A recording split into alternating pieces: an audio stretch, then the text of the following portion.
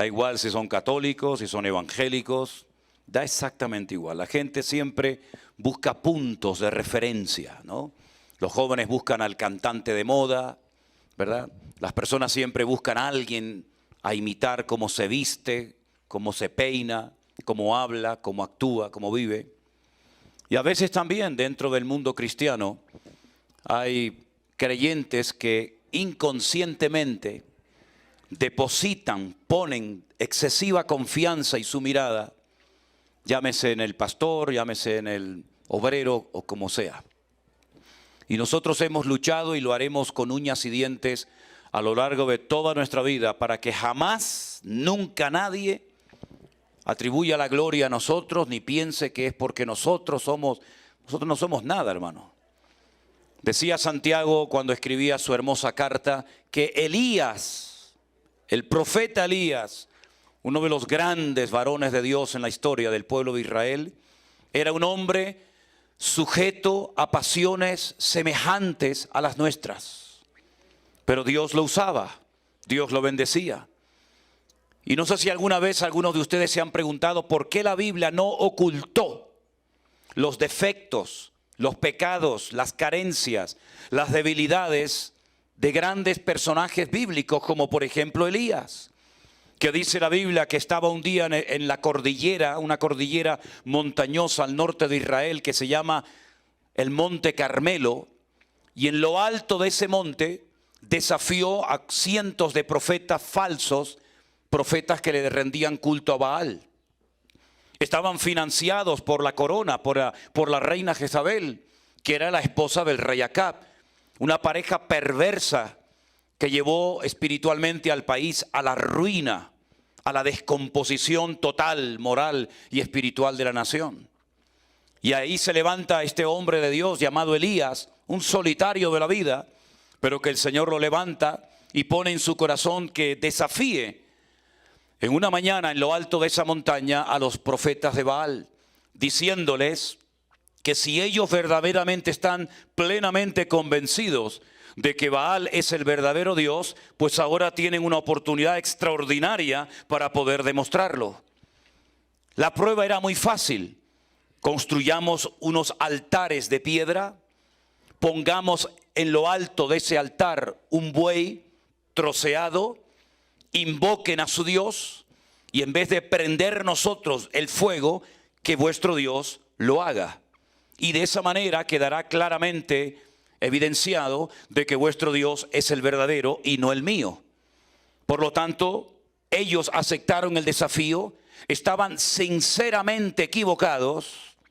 Ellos no dijeron, no, esto es un desafío demasiado grande, vamos a quedar en evidencia, vamos a hacer el ridículo. No, no, ellos lo aceptaron porque ellos creían en lo más profundo de su corazón que su Dios, esa estatua llamada Baal, que significa Señor en hebreo, les iba a responder por fuego. Y dice que construyeron el altar, pusieron la leña, trocearon el buey, y desde la mañana hasta bien entrada la tarde gritaban frenéticamente, dice Primera de Reyes capítulo 18, invocando al nombre de su Dios, de su ídolo, creyendo sinceramente que el fuego iba a caer del cielo. Mientras tanto, Elías se reía de ellos y les decía, griten, griten más fuerte, a lo mejor vuestro Dios está dormido y hay que despertarlo. O a lo mejor está de paseo, está de vacaciones y está ocupado en otros quehaceres. Griten, griten. Dice la Biblia que llegó un momento en el que cogían lancetas, cuchillos y se cortaban la piel y comenzaba a correr la sangre, creyendo que de esa manera su Dios les iba a responder. Pero hicieron el ridículo totalmente. Allí no cayó nada de fuego. Entonces Elías dijo, bueno, ustedes ya han tenido su oportunidad, ahora me toca a mí. Él construye un altar de 12 enormes piedras. Cada piedra representaba a las 12 tribus de Israel. Coloca el buey encima, pone la leña, hace una especie de zanja o de cortafuego alrededor del altar. Dice que echen cubos de agua, que corre el agua por todas partes, y entonces en una brevísima oración que no tarda uno ni un minuto en hacerla, dice que él invocó el nombre de su Dios y entonces Dios respondió por fuego en aquel lugar. Y quedó claramente establecido que el Dios de Elías era el Dios vivo y verdadero. Automáticamente él degolló a los 400 falsos profetas de Baal. Y ese día Israel, por lo menos en ese momento, se volvió a Dios. No fueron coherentes ni mantuvieron esa integridad y ese orden con el Señor, pero por lo menos ese día hubo un conato, hubo un inicio de un cambio, de una restauración espiritual. La reina Jezabel no cayó postrada ante el Dios de Elías. La reina Jezabel y su marido Acab no reconocieron que estaban equivocados y financiando un culto falso, sino más bien todo lo contrario. Pusieron precio a su cabeza y dijo la reina Jezabel: si no mato hoy y degollo como él ha degollado y le ha cortado la cabeza a mis sacerdotes a Elías, no iré tranquila a la cama a dormir esta noche. Le puso precio a su cabeza. Lo que 400 hombres no lograron hacer, el edicto real por parte de Jezabel, atemorizó tanto el corazón del varón de Dios que salió corriendo hasta el sur del país. Muerto de miedo se mete en una cueva que se puede visitar hoy en día en Israel. Hoy en día está tapada, está cubierta por un templo griego. Y allí le dijo al Señor: quítame la vida, no aguanto más. Me siento solo, no veo realmente el cambio en la gente que yo anhelaba y tanto te he pedido, no lo veo. Tal vez él pensaba que los reyes se iban a convertir, el esposo y la esposa, pero no pasó así. Y entonces, cansado, harto, desanimado, deprimido, le pide al Señor que le quite la vida. ¿Por qué la Biblia no ocultó esa porción? Porque la Biblia no solamente nos podría relatar no solamente la gran victoria, el gran éxito que obtuvo en el Monte Carmelo. Porque el Señor también inspiró por su Espíritu Santo al autor de ese libro, para que hoy todos nosotros supiéramos que Elías se desanimó, se deprimió y no quiso seguir predicando. Porque la Biblia no oculta que Moisés pecó contra el Señor al golpear la roca cuando el Señor le había dicho que le hablara.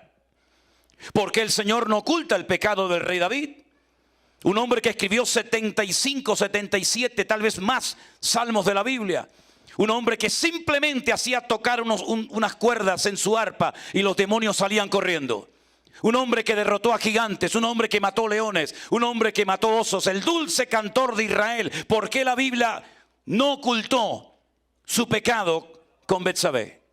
Porque la Biblia no ocultó que Abraham le dijo a su mujer: dile que eres mi hermana y no mi esposa. Porque la Biblia no ocultó que Pedro negó al Señor. Hizo grandes cosas, caminó por encima de las aguas, estuvo en el monte Tabor en el día de la transfiguración, viendo a Moisés y a Elías. Participó de la multiplicación de los panes y de los peces. Vio milagros, señales, maravillas. Porque la Biblia nos cuenta que negó al Señor 3 veces. Para que ninguno de nosotros en el día de hoy tengamos un concepto demasiado elevado de aquellos hombres que fueron simplemente instrumentos de barro utilizados temporalmente por la misericordia y por la gracia de nuestro Dios.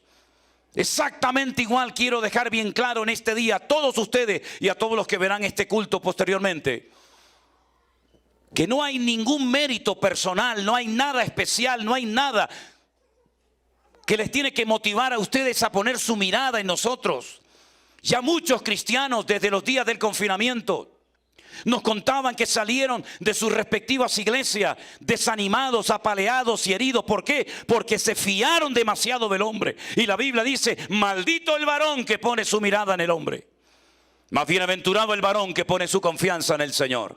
Hoy os digo en el nombre del Señor: mirad al Señor, adorad al Señor, aplaudid al Señor y no confiéis ni miráis en el hombre. Porque somos instrumentos de barro, utilizados temporalmente, no sé hasta cuándo. Por eso, mis queridos hermanos, en esta mañana estamos aquí no para ver a unas personas especiales. Nosotros somos siervos para servirles a ustedes, no para servirnos de ustedes. Estamos aquí para servirles a ustedes. Si algo ha enseñado y si para algo sirve la iglesia virtual, es para eliminar cualquier afán de protagonismo de cualquier persona que utilizando esta plataforma quiere lucirse y quiere utilizar la iglesia virtual como una especie de pasarela para decir: yo tengo esto, yo tengo aquello, yo predico, yo canto, yo tengo este don o yo tengo el otro don. La iglesia virtual no es el foro indicado para una persona que tiene una agenda personal y que no tiene deseos de servir a los demás. No es tu lugar, no es el sitio indicado. Aquí estamos para servir, aquí estamos para ayudar a los hermanos, aquí estamos para levantar la obra del Señor. Aquí estamos de paso, pero la obra del Señor continúa. Prueba de ello, que en estos últimos 2000 años, Satanás ha hecho todo lo habido y por haber, todo lo posible para impedir que la iglesia y el evangelio se extendiera en todas las naciones de la tierra, y ha sido un fracaso. Si bien es cierto que miles y miles de hermanos nuestros han muerto, han sido torturados, han sido quemados, han sido crucificados, han sido encarcelados, devorados por las fieras en los circos romanos, la iglesia sigue adelante de gloria en gloria y de victoria en victoria y de bendición en bendición, porque es Él el que la sustenta y el que la cuida, no el hombre. Tenía mucha curiosidad en uno de los viajes que hice a Israel por conocer Cesarea de Filipo. A veces cuando voy con grupos, ya este año hemos ido, gracias al Señor, en 2 ocasiones, ya nos dieron permiso para poder viajar y tenemos pendientes para el mes de octubre y noviembre otros 3 viajes. Pero en uno de los primeros viajes que hice a Israel, cuando conocía muy poco de ese país, tenía yo personalmente mucha curiosidad por visitar Cesarea de Filipo. Y les cuento por qué. Porque fue en ese lugar donde el Señor Jesucristo pronunció una frase que se convirtió en promesa, que prácticamente toda la cristiandad conoce perfectamente, y es aquella que dice que las puertas del Hades no prevalecerán contra la iglesia. Quería saber qué es eso de las puertas del Hades. Quería saber por qué allí y no en Jerusalén, no en Samaria, no en Judea, no en Capernaum, no en Belén, dijo el Señor esa frase. ¿Por qué lo llevó hasta tan lejos? Porque Cesarea de Filipo está bien al norte. De hecho, una ocasión cuando fuimos oíamos las bombas que caían en Siria en aquel momento. Y cuando llegué a Cesarea de Filipo, que ya no se llama así, sino se llama la ciudad de Banias, me di cuenta que estaban las ruinas de un templo al dios Pan, al dios del pánico, del terror, al dios de la muerte. Y era un templo que cuando entrabas por la puerta era así como una especie de, algo así parecido a esto, como una especie de tubo. La gente entraba por la puerta. Al final había un hueco en la roca del cual salía fuego, como si fuera una especie de volcán. Por eso lo llamaban las puertas del infierno o las puertas del Hades. Hay muchas puertas del infierno en el mundo. En Canarias también tenemos unas cuantas. Y el Señor Jesucristo, cuando llevó a sus discípulos allí, vieron sacrificios humanos de niños que los arrojaban al fuego para calmar la ira del dios Pan. Y vieron a jovencitas vírgenes que se sacrificaban y quemaban varias partes de su cuerpo en honor al dios Pan. Y el Señor Jesucristo pronunció allí esta frase: las puertas del infierno no prevalecerán, no le pasarán por encima a la iglesia, sino que la iglesia permanecerá en el tiempo.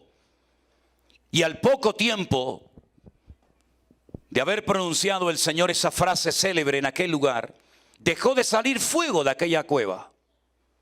De hecho, ya no brota el fuego y comenzó a salir agua. Agua limpia, agua fresca, y es uno de los afluentes más importantes del río Jordán. Y allí en Banias es donde el Señor pronunció esta frase. ¿Qué quedó del templo al dios Pan? Ruinas. Ruinas que no reconoces absolutamente nada. ¿Qué quedó de aquella promesa que el Señor dio? Todos y cada uno de nosotros en esta mañana, centenares, miles y miles de hermanos, lavados, comprados por la sangre de Jesucristo, gente que ha sido liberada, gente que ha sido sanada, transformada por el poder de Dios, porque las puertas del Hades no prevalecerán contra la iglesia. Fuerte ese aplauso a nuestro Dios. Ese es nuestro Dios. ¡Aleluya! ¡Aleluya! No quedó nada del templo al dios Pan, no quedó nada del imperio romano, no quedó nada del imperio griego, no quedó nada de Babilonia, no quedó nada de Egipto, sino piedras y piedras y nada más que piedra. Pero nosotros también somos piedras, pero piedras vivas que alaban, glorifican, honran el nombre de nuestro Dios. Eso es lo que ha quedado para la historia. Aleluya. Pero eso no significa, mis queridos hermanos, que la iglesia actual no necesite un cambio. Meses antes del confinamiento, tenía un dolor constante en mi corazón cuando veía, cuando escuchaba las barbaridades, las locuras, las falsas doctrinas, las modas que se predicaban y se metían en las iglesias. Y allí iba la gente como borregos, diciendo amén a cualquier cosa, siguiendo a hombres, casi adorándolos, idolatrándolos. Y cuántas veces en mi intimidad yo le decía al Señor: ¿hasta cuándo, Señor? ¿Hasta cuándo vas a permitir que estos asalariados del reino, que utilizando la bondad y la generosidad de la gente, vivan como reyes, cuando a veces la gente no tiene ni para comer, Señor? ¿Hasta cuándo vas a permitir esto en tu casa? Y llegó el confinamiento. Días antes del confinamiento habíamos empezado una serie para un grupito pequeño de hermanos en nuestra iglesia en Tenerife sobre escatología bíblica. De ahí después surgió la idea de plasmar esas clases en un libro, que por ahí algunos lo tendrán. Y comenzó el confinamiento y pensábamos que sería algo de una semana, 2 semanas como mucho, pero aquello se alargaba en el tiempo y tuvimos que cerrar, lógicamente, como muchos, la iglesia. Y fue en aquel día cuando tuve que cerrar la iglesia oficialmente, el día 14 o 15 de marzo del año 2022, cuando me puse de rodillas al lado de mi cama y le dije al Señor: Señor, si esta obra es tuya, ahora tienes una oportunidad extraordinaria para demostrar que tú la amas y tú la vas a cuidar. Y a los pocos días, pues nosotros teníamos devocionales y preguntas y respuestas en un grupo de WhatsApp que hicimos para atender a los miembros de nuestra iglesia. Tuvimos más comunión y más contacto en esos días que antes o después del confinamiento, para ser sinceros. Y entonces un día el Señor me pone en mi corazón que en vez de compartir un devocional para el grupo de hermanos de la iglesia, si yo lo hacía por internet, decía yo en aquel momento, tal vez alguien lo verá. Bueno, ¿para qué fue aquello, hermanos? ¿Para qué fue aquello? Y después digo, bueno, en vez de responder a los hermanos a sus preguntas por el WhatsApp o por el ordenador, la computadora, si lo hago por internet, puedo tal vez alcanzar a más gente, sobre todo pensando en la gente de la iglesia. Y fue una aluvión, una lluvia de llamadas, de correos, de mensajes de todo el mundo. Gente que nos llamaban desde Afganistán, soldados norteamericanos que estaban allí cumpliendo una misión. Desde Ushuaia, desde las Islas Caimán, desde Alaska, desde cruceros de lujo que no podían entrar en los puertos y se quedaron varados en alta mar, porque estaban muchos de ellos contagiados por el COVID en aquel momento y no los dejaban desembarcar y nos llamaban desde sus camarotes, desde alta mar, diciendo: no estamos viendo los devocionales, estamos viendo el pastor online, estamos viendo los cultos. Y decíamos: pero Señor, ¿qué está pasando con todo esto? Y comenzamos a recibir preguntas y llamadas de hermanos que nos contaban cosas terribles. Como por ejemplo mucha gente de México, de Perú, que nos llamaba y nos decía que para ser bautizados, el pastor les exigía que todos los meses tenían que ir con un sobre de dinero en la mano durante un tiempo, y si no, no iban a ser bautizados. Personas que nos decían que estaban bajo maldiciones y por eso tal vez no conseguían trabajo, su hijo había nacido enfermo o el matrimonio tenía problemas, y con las cosas de las maldiciones comenzamos a oír auténticas barbaridades y disparates. Gente que había hecho pactos con hombres y tenían miedo de quebrantar esos pactos por miedo a las consecuencias que podían experimentar. Y yo me llevaba las manos a la cabeza y decía: pero Señor, ¿qué le han hecho a tu amada? ¿Qué le han hecho a tu pueblo? ¿Qué le han hecho a tu iglesia, Señor? Y uno de los motivos por los que comencé al principio lo del pastor online era para desmantelar toda esa basura y para que la gente entendiera que somos responsables a título personal delante del Señor de examinar, de filtrar a la luz de las Sagradas Escrituras si verdaderamente lo que nos enseñaban era bíblico o era humano. Y el Señor comenzó a hacer cosas increíbles. Hemos conocido en estos días en Estados Unidos pastores que han estado en movimiento donde practicaban y enseñaban estas cosas, que se les abrieron los ojos y se dieron cuenta de que no estaban enseñando lo correcto, no estaban practicando la sana doctrina, y salieron corriendo de ciertos y determinados sectores porque se dieron cuenta de que una cosa es lo que el hombre enseñó y otra cosa muy diferente es lo que Dios enseña en su palabra. Claro, no todos son mensajes de qué bueno, pastor, qué lindo. No, también ha habido insultos y también ha habido cosas tremendas que nos han dicho por las redes sociales. Pero ¿saben qué? Nuestro objetivo no es agradar a la gente. Yo no estoy aquí para agradar a la gente en esta tierra. Yo estoy aquí para cumplir con un llamado que el Señor puso en mi corazón hace más de 40 años. Y recuerdo un pasaje donde dice la Biblia que un día el Señor Jesucristo enseñó una palabra fuerte, desafiante, y personas se sintieron aludidas, confrontadas, y se fueron enfadados con el Señor. Imagínense eso. Y entonces los discípulos vinieron como para decirle al Señor: Señor, afloja, baja un poquito el listón porque nos vamos a quedar más solos que la una. Ya se está marchando la gente. Y el Señor, ¿qué les dijo? Bueno, si ustedes quieren también marcharse con ellos, aprovechen y váyanse ahora mismo. Esto es lo que hay, al pan pan y al vino vino. Al que no le guste, como la lenteja, la come o la deja. Pero esto es lo que hay. Claro que no es agradable el tener que a veces decirle a una persona lo que tal vez su pastor o su padre jamás se atrevió a decirle. Pero repito, no estamos aquí para agradar a los hombres. Estamos aquí para decirte lo que Dios dice en su palabra. Y Dios no se casa con nadie. La palabra de Dios se predica igual desde hace miles de años.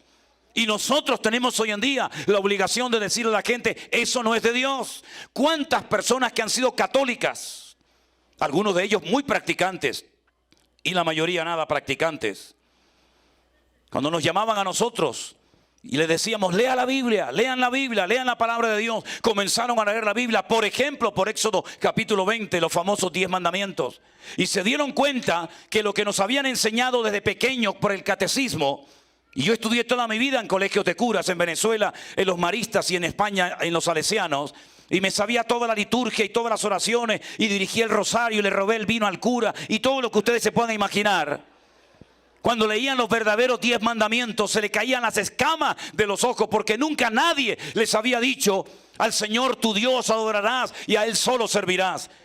No te harás imágenes ni ninguna semejanza de lo que está arriba en el cielo, ni abajo en la tierra, ni aún debajo de la tierra.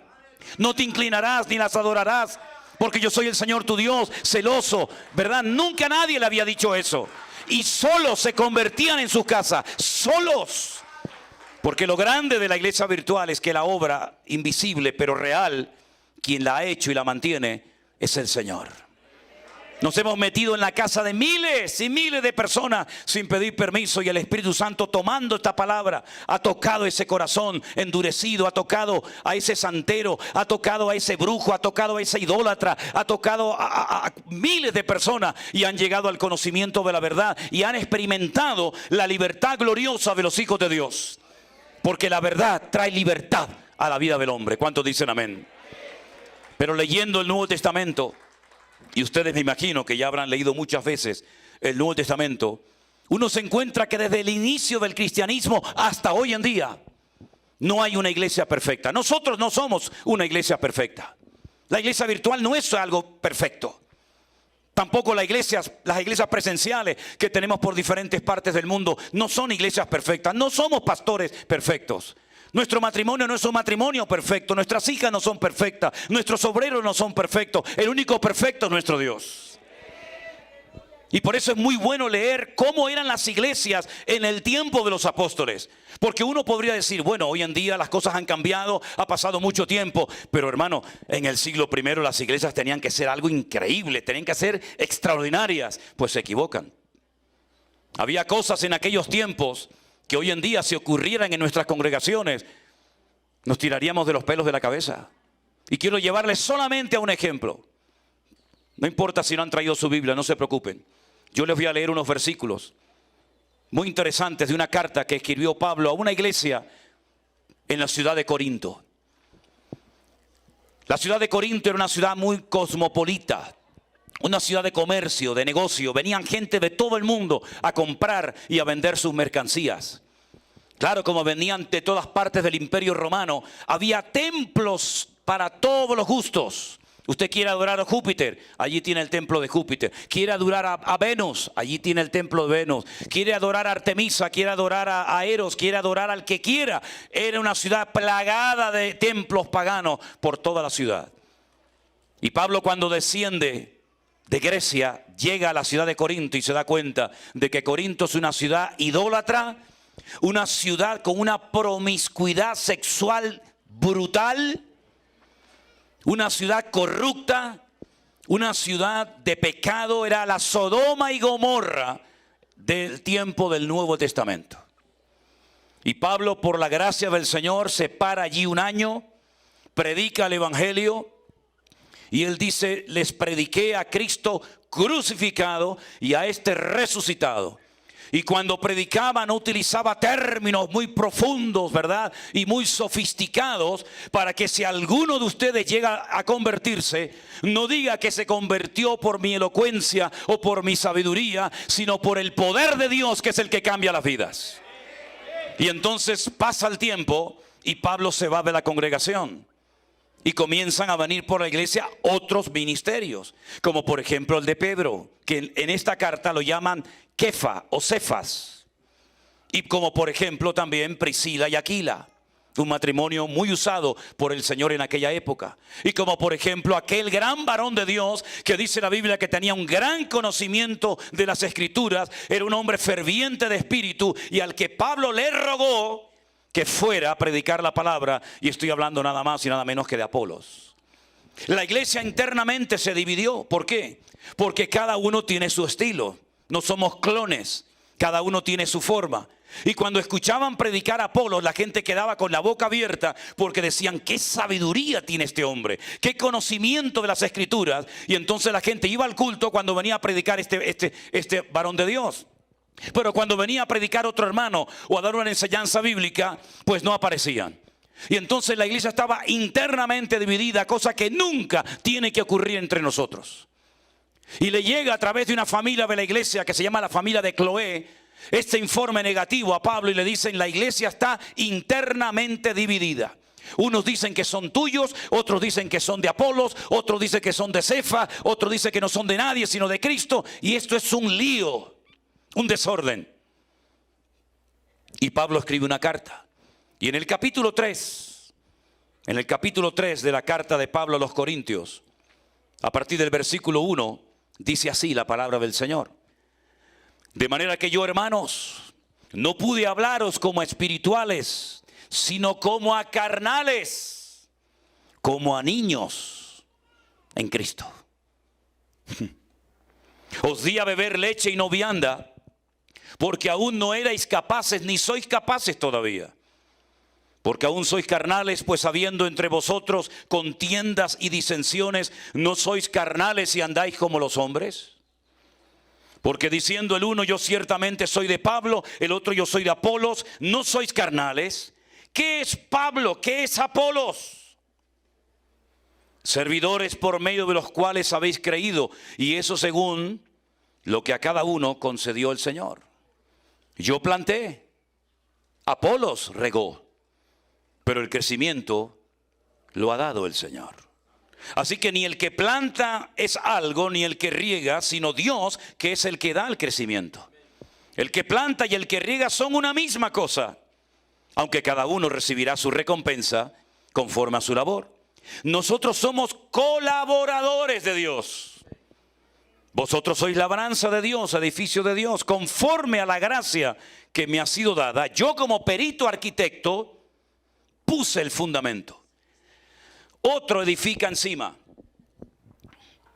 Pero dice aquí, pero cada uno mire cómo sobreedifica. Porque nadie puede poner otro fundamento que el que está puesto, el cual es el Señor Jesucristo. Cada uno tiene que saber a lo que ha sido llamado y a lo que no ha sido llamado. Y hace años prediqué un mensaje que lo titulé, no te metas donde Dios no te ha llamado. Porque hay gente que quiere hacer de todo, de todo saben, de todo entienden. Y en la Biblia el hombre orquesta no existe. Somos un cuerpo, miembros los unos de los otros, y estamos no para competir, estamos para complementarnos y ayudarnos los unos a los otros. Y lo que yo tengo de Dios, tal vez tú no lo tienes, pero estoy convencido que lo que muchos de ustedes tienen, tal vez Dios no me lo dio a mí. Entonces nos complementamos y nos ayudamos mutuamente para la edificación del cuerpo de Cristo. No hay nadie que sobre, no nos falta nada, estamos completos en Él, pero tenemos que saber a lo que Dios nos ha llamado y a lo que Dios no nos ha llamado. Lo que tenemos en el Señor y lo que no tenemos en el Señor. Y a veces resulta más complicado para algunos creyentes descubrir lo que no tienen que lo que tienen. No tengo ni plata ni oro, no tengo. Pero tengo otra cosa que te puedo compartir y te puede ayudar y transformar tu vida. Y por eso es muy importante que le pidamos discernimiento y sabiduría al Señor. Yo le pido cada día discernimiento al Señor y sabiduría. La necesito. No es fácil estar al frente de todo esto. Atender a pastores, atender a niños, atender a tanta gente que te llama todos los días. Le pido, Señor, dame fuerzas, dame sabiduría. Porque sea lo que Dios me ha llamado y a lo que Dios no me ha llamado. Y el apóstol Pablo sabía perfectamente que la iglesia se estaba autodestruyendo. No es que vino el enemigo a destruir la iglesia. Hay a veces creyentes que ven al diablo por todas partes. Y yo lo que les pido a ustedes, queridos hermanos, crezcan y maduren y desarrollen el discernimiento espiritual para ver al Señor por todas partes. Porque yo veo al Señor hoy en este lugar, en cada uno de ustedes. Porque yo veo al Señor en la alabanza, veo al Señor en la música, veo al Señor en los niños. Lo veo por todas partes al Señor y al enemigo no lo veo por ninguna parte. Porque este lugar es campamento para nuestro Dios. Aleluya. Pero Pablo les dice, no habéis crecido. No habéis crecido, hermanos. Son carnales. ¿Y cómo sabía Pablo que la iglesia no había madurado, que no habían crecido, que eran niños, que eran carnales? ¿Cómo lo sabía? Por el testimonio, por la conducta, por el comportamiento que estaban llevando a cabo. Porque dice la Biblia, por sus frutos los conoceréis. Hablan en lenguas. Primer capítulo de 1 Corintios dice, nada os falta en ningún don. La única iglesia del Nuevo Testamento que tenía todos los dones, todos. Pero era una iglesia de carnalidad, una iglesia dividida, una iglesia fraccionada, una iglesia donde había celos. Qué terribles son los celos, hermano. Gracias a Dios que aquí no tenemos a ninguno con ese problema.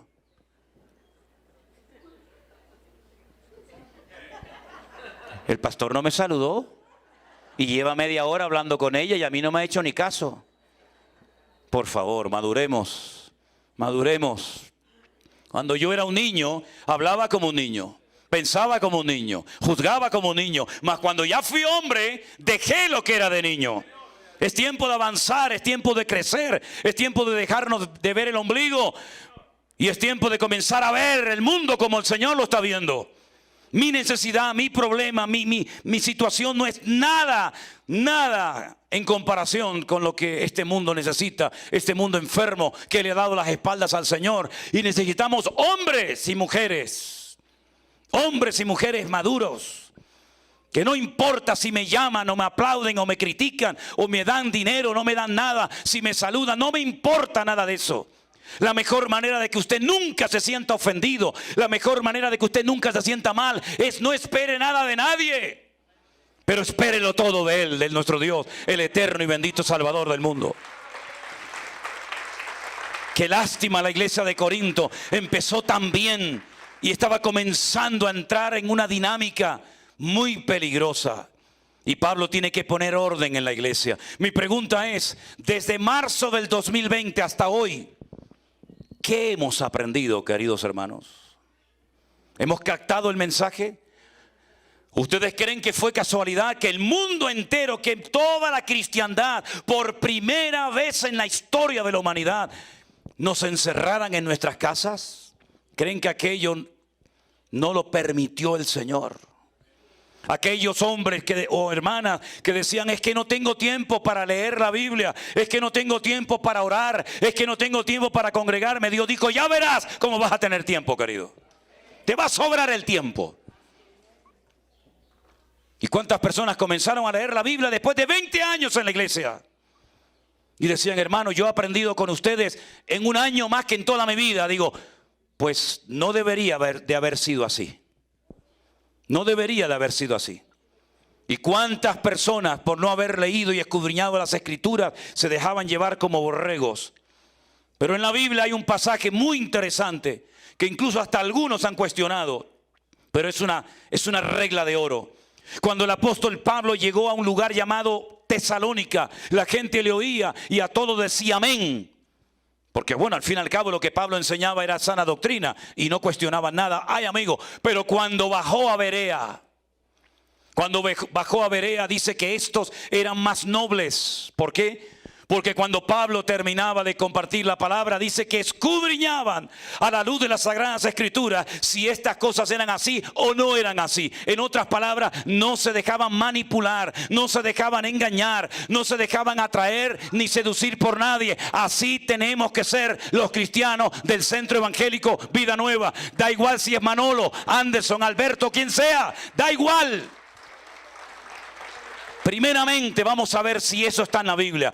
Primeramente vamos a ver si eso se puede demostrar con las Sagradas Escrituras. Y si no, da igual quien lo sea, quien lo diga. No digan amén ni aplauden a una persona que se sale de las Sagradas Escrituras. Y por eso, mis queridos hermanos, estamos tan agradecidos. Porque algo que también el Señor ha puesto en la vida de muchos hermanos es un amor por las Sagradas Escrituras. Y yo me alegro muchísimo de que ustedes amen al Señor, pero que también amen la palabra del Señor. La palabra del Señor es viva y es eficaz. Y hace más que 20,000 consejos de un pastor. Pero es mucho más fácil hacer cola. Y no lo digo por ustedes, entiéndame. Es mucho más fácil ir a un lugar a hacer cola para que un hombre te diga al oído y te ponga las manos encima. Y te transmita no sé qué. Y te diga no sé qué, que meterte en tu habitación cerrada la puerta y delante del Señor quebrantar tu corazón y decirle, Señor, heme aquí, dime qué es lo que tengo que hacer con mi vida. Nos han enseñado que lo fácil, lo práctico y parece casi lo espiritual y el método es ir al hombre, a que el hombre me inyecte, a que el hombre me transmita. Saben, queridos hermanos, yo a ustedes solamente les voy a transmitir una cosa y es el amor a Dios. Y el amor a la palabra. Y cualquier otra cosa que usted necesite, búsquela en el Señor, porque yo no la tengo y si la tengo no se la voy a dar. Así de claro como se lo digo. Sí, el del hombrito, ya sé. También hay gente en esta mañana que han venido invitados por amigos, por familiares, por algún hermano, algún vecino, algún conocido. Bueno, la primera vez que yo fui invitado a una iglesia evangélica, para mí estaban todos locos como cabras. No entendía nada. No entendía absolutamente nada. Venía de un contexto católico por decir algo. Por decir algo. Porque si ustedes hubieran nacido en Afganistán o en Irak o en Pakistán, ustedes probablemente nunca hubieran sido católicos. Porque la religión no es algo que elegimos, sino algo que nos escogió a nosotros. Fueron los españoles los que vinieron a estos continentes, a estas tierras hace cientos de años y dejaron una religión que ni funcionaba en Europa y después pretendían que funcionara aquí. Y algunos se agarraron a ídolos muertos cuando España estaba en la miseria y en la ruina más absoluta, que no tenía dinero absolutamente para nada porque habían expulsado a los que tenían el dinero, que eran los judíos. Y Fernando de Aragón e Isabel de Castilla firmaron un decreto el día 12 de octubre de 1492 expulsando a los judíos de España y se llevaron muchas riquezas y muchas cosas y España se hundió en la miseria. Y una religión muerta, vacía, una religión de terror, una religión que inventó algo llamado la Santa Inquisición, donde mataron a millones de personas en la hoguera, quemados y crucificados, es lo que vinieron a traer a una tierra nueva y virgen. Y lo que no funcionó allá, menos funcionaría aquí. Y muchos dicen, no soy católico. Usted no fue católico nunca en su vida. A usted lo hicieron católico prácticamente desde su cuna, porque le echaron 4 gotas de agua encima, pero usted no sabía ni lo que le estaban haciendo. Y a usted le enseñaron que cuando usted quería pedir perdón de sus pecados tenía que postrarse delante de un hombre que a lo mejor era más pecador y peor que usted. Pero usted tenía que abrirle su corazón a un hombre, cosa que usted nunca tiene que hacer. Usted ábrale su corazón a Dios, no le abra el corazón a nadie. Sobre toda cosa guardada, guarde su corazón. Porque al que usted le abre su corazón mañana con esa información, sabe Dios lo que puede hacer. Y a usted le enseñaron que después de pedir perdón, no se obtenía el perdón instantáneamente, como dice la Biblia, sino tenía que ir a ¿qué? A hacer la penitencia. 3 Padre Nuestros, 4 Ave María, 2 Credo, Dios, ¿verdad? Y a usted le enseñaron que cuando usted se muriera, usted no iba a ir al cielo, porque no había seguridad de salvación. A usted le enseñaron que cuando un católico muere, podía ir a cuatro lugares diferentes. Al cielo si fue bueno, pero como ninguno fuimos buenos, nadie iba para arriba. Al infierno si había sido malo, pero era durísimo decir el abuelito se nos fue al infierno. Entonces crearon, en la Edad Media, se sacaron de la manga, inventaron 2 lugares. El purgatorio, que no está ni en la Biblia. Y donde usted tiene que estar, sabe Dios, 20 años, 30 años, 40 años, 200 años. Mientras tanto su familia que quedó vivo en la tierra le hace misa para que en algún momento, sabe Dios cuándo, lo saquen del purgatorio y lo lleven para arriba. Pero en el caso de que el niño se hubiera muerto sin haber sido bautizado, la Iglesia Católica inventó otro lugar más. Lo llamó el limbo, que es donde están muchos todavía, están en el limbo. Pero el Papa Ratzinger, que tenía la autoridad para modificar la doctrina de la Iglesia Católica, quitó la doctrina, la enseñanza del limbo, y ahora solamente se quedaron en 3: cielo, infierno y purgatorio. Pero cuando vino el cabeza de la iglesia, que no es el Señor que vive en Roma, cuando vino el cabeza, el dueño, el amo de la iglesia, que es el Señor Jesucristo, el Rey de Reyes y Señor de los Señores, dijo: yo soy el camino, yo soy la verdad y yo soy la vida, y nadie va a ir al Padre sino solamente a través de mí. Porque no hay otro mediador entre Dios y los hombres más que Jesucristo hombre. Porque no hay otro nombre bajo el cielo dado a los hombres más que Jesucristo hombre. Y el que cree en mí tiene vida eterna y no vendrá condenación, mas ha pasado de muerte a vida. Y el que no nace de nuevo no podrá entrar ni ver el reino de los cielos. Y cuando uno comienza a leer esas cosas, uno dice: a mí eso no me lo enseñaron. Pero para eso yo estoy aquí esta mañana, para decirle a usted que la iglesia evangélica no salva a nadie. Y la iglesia católica no salva a nadie. Y ninguna religión salva a nadie. Porque la palabra religión solamente aparece 3 veces en toda la Biblia. Y es un término que viene del latín, ni del griego, ni del hebreo, del latín. Y la conjugación es religa, reluga, relegare, atarse o volverse a atar. Jesús nunca pronunció con sus labios la palabra religión. Él no vino a traer una religión. Dice: yo he venido a darte vida y vida en abundancia. Él vino a sacarnos de la oscuridad, de las tinieblas, de la ignorancia. Y podríamos hablar horas de las cosas que nos enseñaron, que cuando uno las comprueba a la luz de las Sagradas Escrituras y con la historia secular, pues uno dice: son contradicciones y contradicciones. Le voy a poner solamente 2. En Santiago de Compostela, una ciudad que está en Galicia, al noroeste de España, hay una inmensa catedral levantada al apóstol Santiago.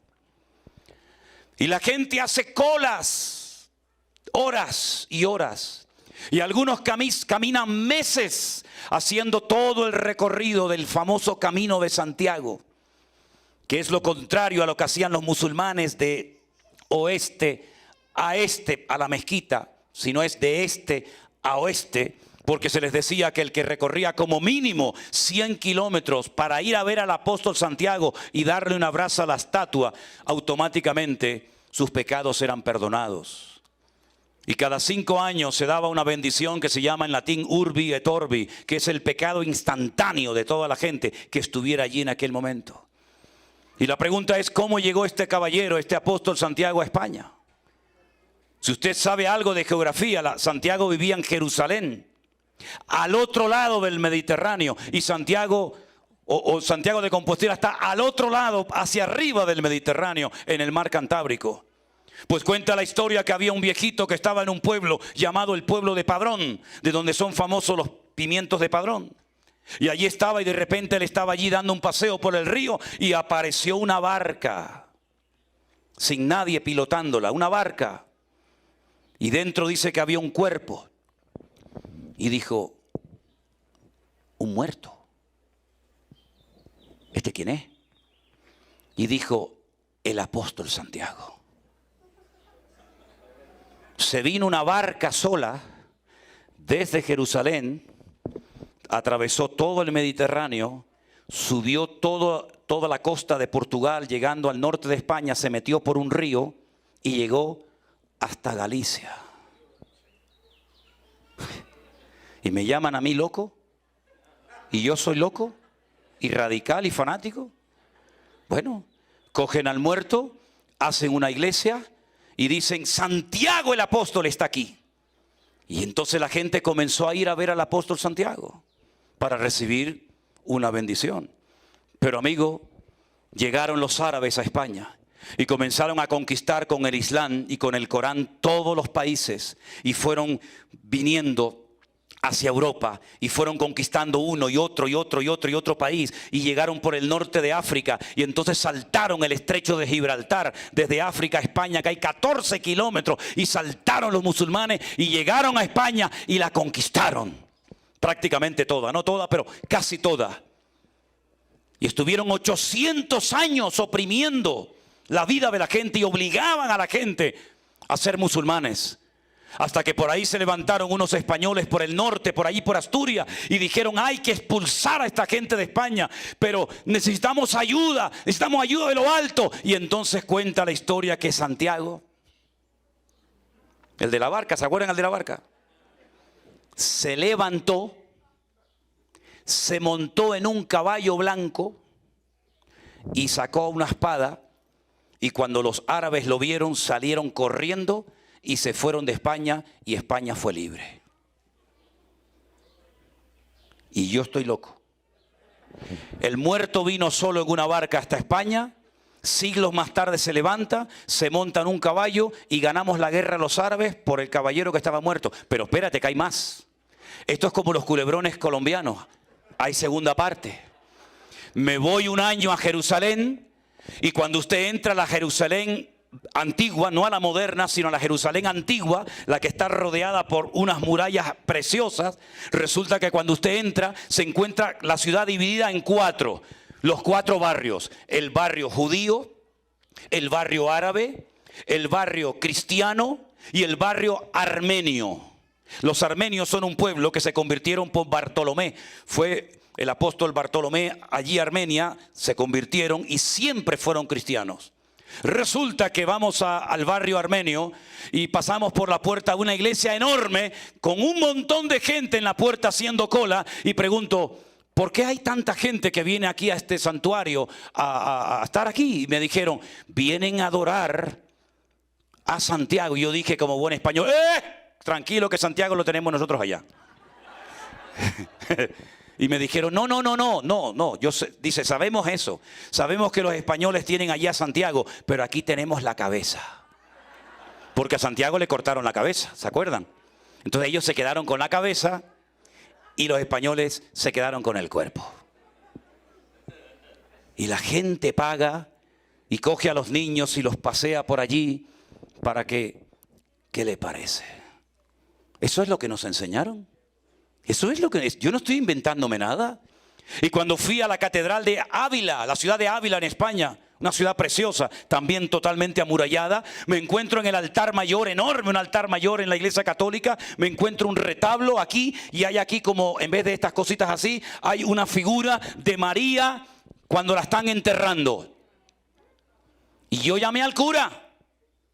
Sí, yo fui al confesionario y le digo, caballero. Claro, nunca lo llama nadie caballero. Llama padre. ¿Qué va a ser padre si no está ni casado? Bueno, a lo mejor es padre, vete tú a saber. Caballero, ¿puedo hablar con usted? Y sacó la cabeza y me dice, sí, dígame. Digo, una pregunta. ¿No nos enseñaron ustedes que María no murió, sino que ascendió viva al cielo? ¿Cómo está aquí en el retablo mayor el funeral de María? Y me dice, disculpe, ahora no tengo tiempo para atenderle. Cuando uno llega a la palabra de Dios, uno se da cuenta de que Cristo ha venido para sacarnos de la ignorancia. Por eso, si en esta mañana hay gente entre nosotros que lo que usted ha presumido tener es de una religión, pero no de una relación personal con Cristo, ahora es el momento de que usted le diga, Señor, perdóname por lo ignorante que he sido. Yo hoy te entrego mi vida y quiero creer en ti y obedecerte a ti en vez de obedecer a los hombres. Dé ese fuerte aplauso al Señor en esta mañana, mi querido hermano. Bendito sea Dios. Amén. Cierre sus ojos en esta mañana, en este momento, mis queridos hermanos. Quiero hacerle una pregunta muy importante. Es una pregunta que puede cambiar su destino, puede cambiar su vida. Si hay alguna persona en esta mañana con nosotros, sea hombre o mujer, de la edad que sea, que usted le quiere entregar hoy su vida y su corazón al Señor Jesucristo, no a una iglesia, no a un hombre, entregarle su vida a Él, al que murió por usted en una cruz y resucitó al tercer día. Me gustaría orar por usted antes de que hagamos los bautismos en esta mañana.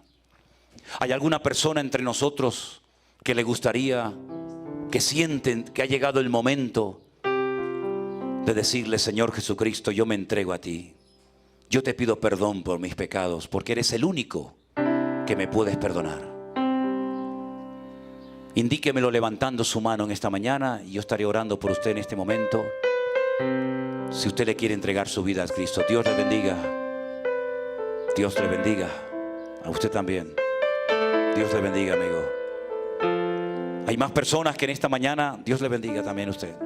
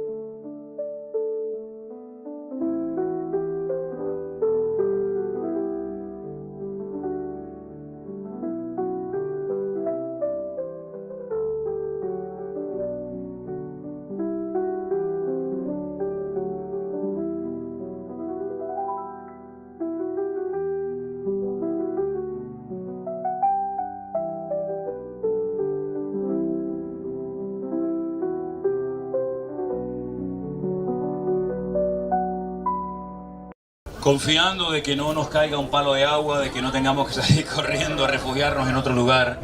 Pero en principio estamos aquí muy contentos y muy agradecidos. Mañana por la mañana temprano salimos rumbo a México. Vamos a estar allí 5 días en 2 ciudades. Bueno, en 3 realmente, en Ciudad de México, la capital. Luego estaremos en un lugar donde en el último viaje que hicimos tuvimos la oportunidad de abrir una obra que la está atendiendo un matrimonio, una pareja de allí de una ciudad llamada Chalco, un poquito a las afueras de la capital. Y luego también viajaremos en avión a otra localidad donde nuestro hermano Armando ha estado, yo todavía no he estado allí. Allí alquilamos un local y es una ciudad que se llama Torreón. Tendremos bautismos, bodas y en fin, todo esto que ustedes saben que estamos teniendo últimamente. Hoy sería en principio no quiero decir la última, porque no va a ser la última, sino la penúltima noche que estaremos con ustedes, porque quiero anticiparles que, pensando en la cantidad de hermanos que se han quedado sin poder venir, aunque nos han prestado iglesias, como por ejemplo esta tarde aquí nuestro hermano José, y por ejemplo el otro día estuvimos en la iglesia del pastor Wilfredo en Jayalía, la iglesia Betel, la iglesia Bautista, y en otros lugares. Ha habido muchos hermanos, muchísima gente que no ha podido venir por el tema de las plazas, de todo esto. Entonces estamos pensando para el próximo año, yo pensaba para marzo, pero me recomendaron que sería, perdón, pensaba para mayo, pero me recomendaron que sería mejor para el mes de marzo tener 2 congresos, pero grandes, sin limitaciones de aforo, que venga todo el que quiera. Vamos a hacer 2 el año que viene, si Dios quiere, así que nos van a volver a ver otra vez. Vale, entonces tendremos nuestro congreso en el mes de abril en España para el grupo número 3. Sabéis que la iglesia virtual funciona muy estructurada, muy organizada, con un grupo de colaboradores extraordinarios, sin los cuales sería totalmente imposible organizar todo esto, porque nosotros no podemos organizar todo esto desde Tenerife, desde España. Pero gracias al Señor que hay muchos hermanos, muchas hermanas que están arrimando el hombro, que trabajan desinteresadamente. Aquí nadie está cobrando dinero a nivel personal por todo esto.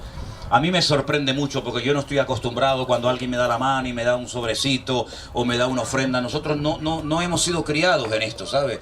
A mí, como bueno, hay algunos que usted dice, me da pena.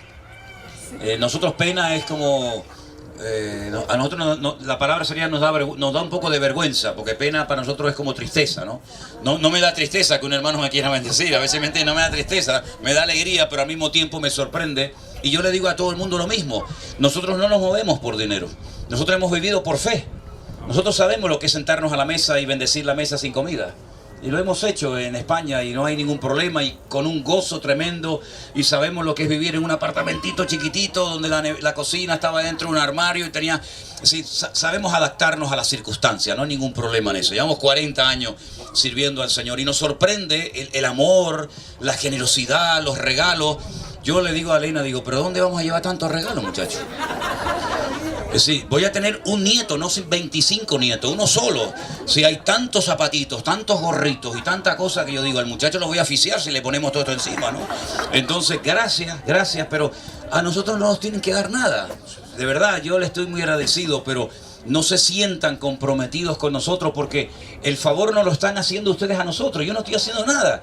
Sí, para mí es disfrutar, compartir la palabra, estar con ustedes es una bendición tremenda. Así que de verdad, de todo corazón, gracias a todos los hermanos. En estos días ha habido gente que ha venido de El Salvador, de Guatemala, de Honduras, de muchos lugares para venir a saludarme. Yo digo, pero ya, bueno, ya está. Esto me abruma todo esto.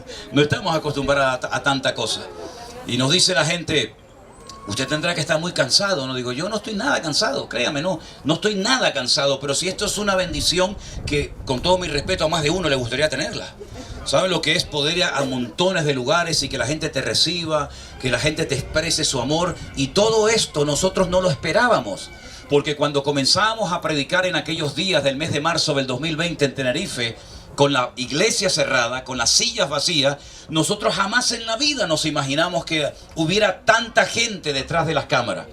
Yo nunca olvidaré, y quiero que lo sepan todos, aunque probablemente ya lo han oído en otras ocasiones, que esa semana, yo creo que nos encerraron el día 15 de marzo, 14 o 15 de marzo si no recuerdo. Esa semana, el día jueves, fue el último culto en la iglesia. Nuestro hermano Armando, que está aquí, que él es el que lleva todo lo de Facebook, YouTube y todo eso, resulta que recuerdo que él me dijo, si tenemos que cerrar la iglesia el domingo, tú me enciendes el ordenador, la computadora, como llaman aquí, que yo desde la casa puedo manejar todo. Y yo le dije, no creo que sea necesario cerrar la iglesia. Digo, ¿cómo voy a cerrar la iglesia? Estamos locos. Con lo que nos cuesta abrir la iglesia, ahora la vamos a cerrar. Pero la tuvimos que cerrar, no nos quedó más remedio. Y entonces comenzamos a hacer los cultos. Nosotros vivíamos dentro de la iglesia, no teníamos dinero ni para alquilar un departamento. Vivíamos dentro de la iglesia, en unos cuartos que hicimos allí. Y allí vivimos casi 4 años y medio. Y entonces comenzábamos a predicar. Y yo decía, Dios mío, lo hago en obediencia porque hoy es día jueves, hay culto. Lo hago en obediencia porque hoy es domingo, hay día de culto. Pero no sé si esto lo está escuchando alguien. Y mire por dónde en estos días yo conocí, creo que fue ayer, no me acuerdo. Yo conocí a la hermana que me escribió un mensaje y me dijo, hermano, si en algún momento pasa por su mente el pensamiento de que nadie los está viendo, olvídense de eso, es cuando más los están viendo y escuchando. Y eso me dio una fuerza tremenda y estamos tan contentos porque vemos que lo que se sembró con lágrimas, con regocijo, lo estamos viendo con nuestros propios ojos. Y yo quiero que le demos un aplauso al Señor porque Él es el que lo ha hecho para su honra y para su gloria. Bendito sea nuestro Dios. Bueno, ahora ya está Elena aquí con nosotros para que saludes. Como no la conocen, para que la conozcan más todavía. Nadie la ha visto, nadie la ha visto. Yo estos días la estoy viendo poquísimo. Yo cuando llego a la cama por la noche digo, ahí está, ¿quién es? ¿Dónde está Elena? Digo, no sé, por ahí estará. ¿Qué te parece? Toma. Ay, cuidado. Hola, buenas noches. ¿Qué voy a decir? Que no tengo palabras ya. Estaba grabando para quedarme con este momento, ¿no? Con tanta gente aquí. Es una bendición y solamente puedo decir que gracias al Señor, que Él es el que hace la obra en cada corazón y la verdad, gracias a cada uno de ustedes por el esfuerzo que han hecho de venir de distintos sitios. Hay una hermana que se acaba de operar de cáncer, le han quitado un pecho, creo que no es secreto porque lo estaba diciendo, salió ayer del hospital y hizo el esfuerzo que no se tenía la pobre ni en pie y está aquí. Y decimos, Señor, bueno, que el Señor recompense a cada uno el esfuerzo que están haciendo, el amor que están derramando en nuestros corazones, los regalos y todo lo que cause cualquier tipo de esfuerzo, que el Señor lo recompense de verdad, porque yo no me considero merecedora de tanto cariño ni de tanto amor que nos están expresando, pero solo les puedo decir que gracias a ustedes y gracias primero al Señor por todo lo que Él está haciendo, sobre todo por la transformación que hace en las vidas de muchos. Eso es lo más importante. La palabra de Dios tiene poder y el poder de Dios se manifiesta en cada vida, ¿verdad? Que crea su palabra y que le sigue. Así que Dios les bendiga a todos y seguimos aquí todos unidos. Gloria a Dios. Yo no sé lo que le están haciendo a mi mujer, pero de que llegó a Estados Unidos está más guapa que nunca, muchachos. Te lo digo, ¿será porque la veo tan poco en estos días? La veo tan poco que yo cada vez que la veo digo, oye, qué guapa está esta mujer, muchachos. Bueno, vamos a ver si nos animamos.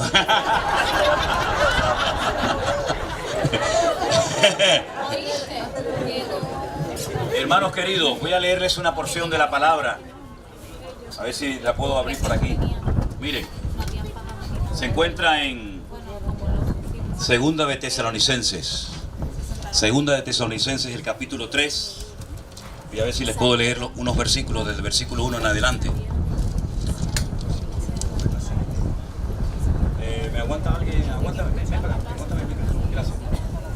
Hermanos, presten atención a esta porción que es muy linda, muy interesante. Y dice la palabra del Señor así. Dice, por lo demás, hermanos, orad por nosotros, para que la palabra del Señor corra y sea glorificada, así como lo fue entre vosotros.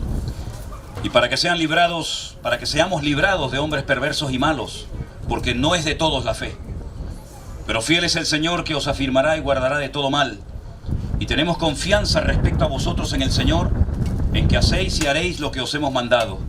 Y el Señor encamine vuestros corazones al amor de Dios y a la palabra de Cristo. ¿Cuántos dicen amén? Gracias, hermano. Bendito sea Dios. ¿Saben, hermanos? El lugar del mundo donde Pablo estuvo menos tiempo predicando y sirviendo al Señor fue en la ciudad de Tesalónica. Se calcula, según el libro de los Hechos, que no estuvo más de 3 semanas. En 3 semanas fundó, estableció esta congregación.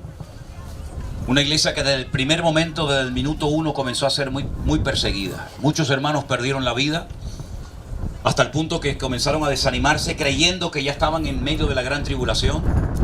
Y entonces le llega la noticia al apóstol Pablo de que muchos hermanos creen que ya ha empezado la gran tribulación, que el anticristo ya se ha manifestado, etcétera, etcétera. Y Pablo les escribe varias cartas, de las cuales tenemos 2 en la Biblia, primera y segunda de Tesalonicenses. En estas cartas intenta animar, fortalecer la fe de los creyentes, diciéndoles: hermanos, no se preocupen, no estamos todavía en el tiempo de la tribulación, porque aunque el anticristo, el inicuo, el hombre de pecado, el hijo de perdición se tiene que manifestar, ustedes saben que todavía hay alguien que lo está deteniendo hasta que él a su vez se ha quitado de medio, y entonces se podrá manifestar ese personaje siniestro, ese líder mundial político que hará un daño tremendo a toda la raza humana, todas las naciones de la tierra. En esta carta el apóstol Pablo, ya digo, intenta animar y fortalecer la fe de los creyentes, y una de las cosas que les transmite el apóstol Pablo es los tiempos, las ocasiones, la cronología de las cosas que van a ocurrir en los últimos tiempos. Claro, los cristianos de los primeros siglos creían que ellos verían el retorno inminente del Señor Jesucristo. Ellos estaban preparados para recibir al Señor en las nubes en cualquier momento. Pero ellos, aunque estaban preparados y esperaban al Señor, sabemos que el Señor no vino en aquellos tiempos de la iglesia en los que estaba comenzando el cristianismo.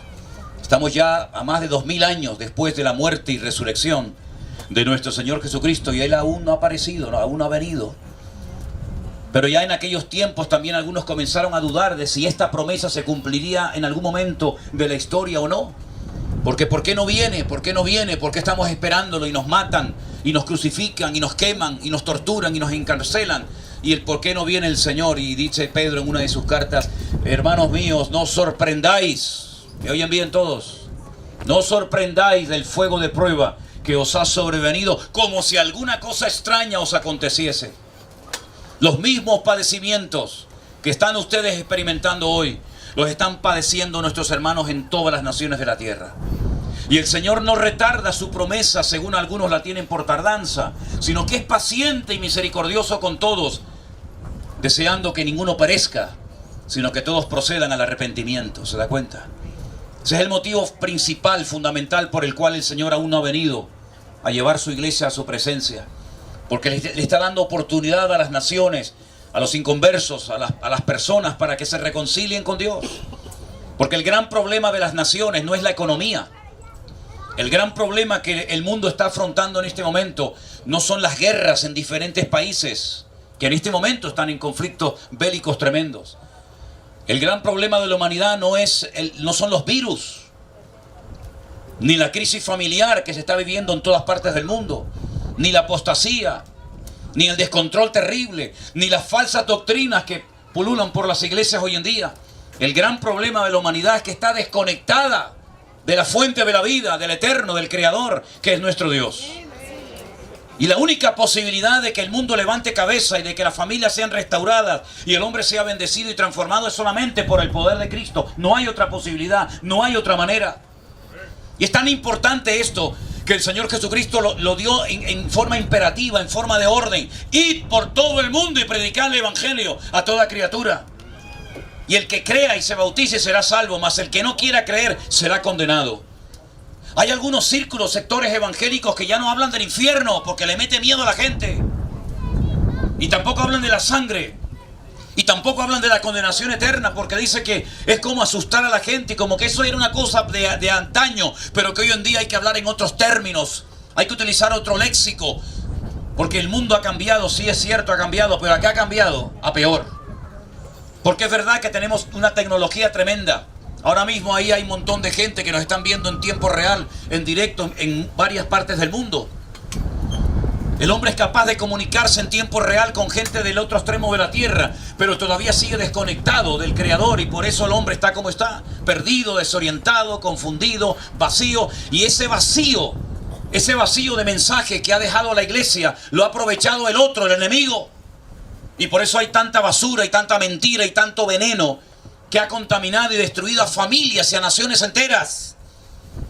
¿Cómo es posible que naciones ricas, que tienen de todo, estén en la más absoluta miseria? Que la gente tenga que salir corriendo con lo opuesto para iniciar una nueva vida en otra nación, en otro continente, en otra latitud. ¿Cómo es posible que con tanta riqueza, con petróleo, con oro, con diamantes, con hierro y con tantas cosas, haya naciones hoy en día que están en la más absoluta y extrema miseria? Consecuencia del pecado, mi querido hermano. Porque le han dado descaradamente la espalda a Dios y se han abierto sus corazones a la santería, a la brujería, a toda esa basura que lo único que trae es maldición a las naciones y a los pueblos. Yo quiero recordarles que hay una historia en la Biblia tremenda que a mí siempre me ha llamado poderosamente la atención. Y es la historia cuando termina el diluvio. Conocen la historia del diluvio, ¿verdad? Cuando termina el diluvio y Noé está un año entero sin poder salir del arca. Ya terminó el diluvio, ya no llueve, pero no se podía salir del arca porque tenía que descender el nivel de las aguas. La tierra estaba totalmente empapada y tardó un año en tragar toda esa cantidad, esos millones y millones de litros cúbicos de agua. Y después de un año, el Señor le dice a Noé que salga del arca. Y cuando sale se encuentra un mundo nuevo. Todo ha cambiado. Él inicia una nueva etapa de la historia de la humanidad, y cuando sale dice, claro, probablemente lo hizo tal vez sin querer, pero al fin y al cabo lo hizo. Dice que se embriagó, se emborrachó. Y dice que estaba desnudo completamente en el lugar donde él decidió morar, donde él decidió vivir. Y uno de sus hijos, un tal Can, él tuvo 3 hijos, Sem, Can y Jafet. Uno de ellos, Can, dice que hizo burla de su padre. Lo vio desnudo. Y en vez de cubrirlo, en vez de taparlo, en vez de honrarlo, porque es el único mandamiento de la Biblia que Dios te promete que si lo cumples te va a bendecir. Los demás no hay ninguna promesa. Pero dice, honra a tu padre y a tu madre, que es el único mandamiento que tiene una promesa incorporada.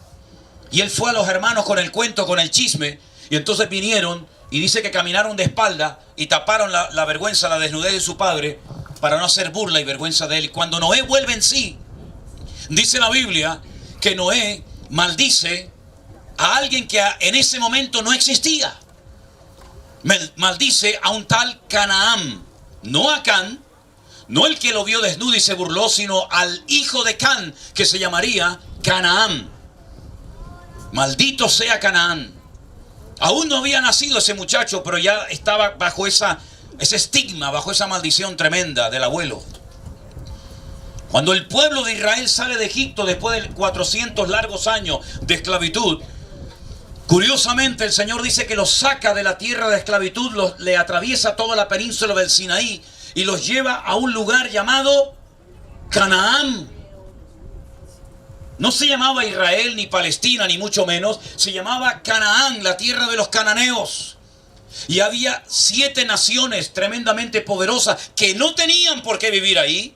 Por ejemplo, los filisteos venían de la isla de Creta, una isla en el Mediterráneo, pero se fueron a toda la costa de Israel o de Canaán y se afincaron allí. Los moabitas no eran de allí, eran del país de al lado, eran de lo que hoy en día se conoce como Jordania, en aquel tiempo se llamaba Moab. Y así vivían en ese país naciones que no tenían por qué haber invadido ese territorio, porque ellos ya habían recibido herencia. Territorios inmensos, pero querían estar allí. Y cuando llega el pueblo de Israel al borde del río Jordán, porque no entraron de abajo para arriba, sino que entraron del este hacia el oeste, hay una frontera natural que se puede visitar hoy en día, que es el famoso río Jordán. 2 tribus y media quedaron a este lado del río, pero las que cruzaron y tenían que venir a ayudar a sus hermanos, dice que se encontraron con otro obstáculo, una ciudad enorme, gigantesca, que tenía un doble muro, eran como una especie de círculos concéntricos, uno alrededor de otro. Una ciudad enorme llamada Jericó. Y entonces lo que hace Josué, envía a 2 espías para que entren en la ciudad de Jericó y vean por dónde atacarla, cómo van a organizarse los soldados para crear y formar una estrategia militar para poder tomar posesión de la tierra de Canaán, empezando por Jericó. Ellos entran en la casa de una mujer que en aquel momento ejercía la prostitución, la famosa Rahab, ¿verdad? Rahab la ramera. Y entonces ella les dice: hemos oído lo que vuestro Dios hizo por ustedes. Y les relata lo que el Señor había hecho por ellos hacía 40 años atrás. Hemos oído cómo el Señor os sacó de la tierra de Egipto. Hemos oído cómo los reyes por el camino fueron derrotados. Hemos oído cómo el mar rojo se abrió y ustedes pasaron por él por tierra seca. Y hemos oído y sabemos que esta tierra Dios os la va a entregar en vuestras manos. Tenían más fe los inconversos en el poder de Dios y en la obra de Dios que el mismo pueblo de Dios. Y entonces ella le dice: por favor, tener misericordia de mí y de mi casa. Cuando entren y tomen posesión de esta ciudad, perdónenme a mí la vida y a toda mi familia. Y ellos le dijeron: si tú no le cuentas al rey de Jericó que hemos estado en tu casa, te salvaremos la vida a ti y a todos los que estén contigo dentro de la casa. Y para saber dónde tú vives, le dieron una especie de un cordón, una tela de color rojo, ¿se acuerdan? Y se cuelgan en la ventana. Y cuando los soldados entren, yo les diré que donde está esa tela de color rojo, no toquen a nadie ahí, porque ustedes tuvieron misericordia de nosotros y nosotros la tendremos de ustedes. Esa mujer vivía en Canaán. ¿Y qué eran los cananeos? Los descendientes de Can. Los descendientes de Canaán. Promiscuos, sexuales, idólatras, salvajes. Una gente despiadada, sin misericordia. Tenían ídolos, y perdonen hermanos, tenían ídolos que los adoraban con excrementos humanos. Sacrificaban a sus hijos en el fuego, los degollaban, los torturaban para agradar a sus dioses. Era gente terrible los cananeos. Y Rahab era una de ellas. Había convertido su casa en un centro de prostitución. Pero ella pidió misericordia, ella clamó por misericordia, por piedad. Y dice la Biblia que cuando entraron en Jericó, y hay aquí un dato muy interesante que no quiero olvidarlo. Dice que la casa de Rahab la ramera estaba entre muro y muro. Es decir, entre un muro y otro ella construyó su casita y allí vivía ella. Y la Biblia dice que las murallas de Jericó cayeron todas, las de fuera y las de adentro, pero la casa de Rahab permaneció. ¿Por qué? Porque caerán a tu lado 1000 y 10.000 a tu diestra, mas a ti no llegará, por cuanto has puesto tu confianza en el Señor. Ese es nuestro Dios. Aleluya. Cuando ellos toman posesión de la tierra de Jericó y ella va al pueblo de Israel con su familia, el padre, la madre, etc., ella verdaderamente se convirtió. Ella no solamente huyó de Jericó para salvar la vida, sino que ella creyó en el Dios de Abraham, de Isaac y de Jacob. Ella se convirtió, diríamos hoy en día. Ella se casa con un israelita llamado Salmón. Queda embarazada al poco tiempo. Y tiene un hijo que se llamó Booz. Un hombre muy famoso en la Biblia porque se casó con otra moabita llamada Ruth. Aquella viuda que venía de aquella tierra donde ya no había esperanza ni ningún futuro. La nuera de Noemí. Y Ruth se casa con el hijo de Rahab la ramera y queda embarazada. Y tiene un hijo que se llamó Obed. Y Obed tiene un hijo que se llamó Isaí. E Isaí tuvo varios hijos, pero el más famoso e importante de todos se llamó el rey David. Y de la descendencia del rey David viene nada más y nada menos que el rey de reyes y señor de señores. El león de la tribu de Judá. Él sea toda la gloria y la honra. ¿Por qué les cuento todo esto?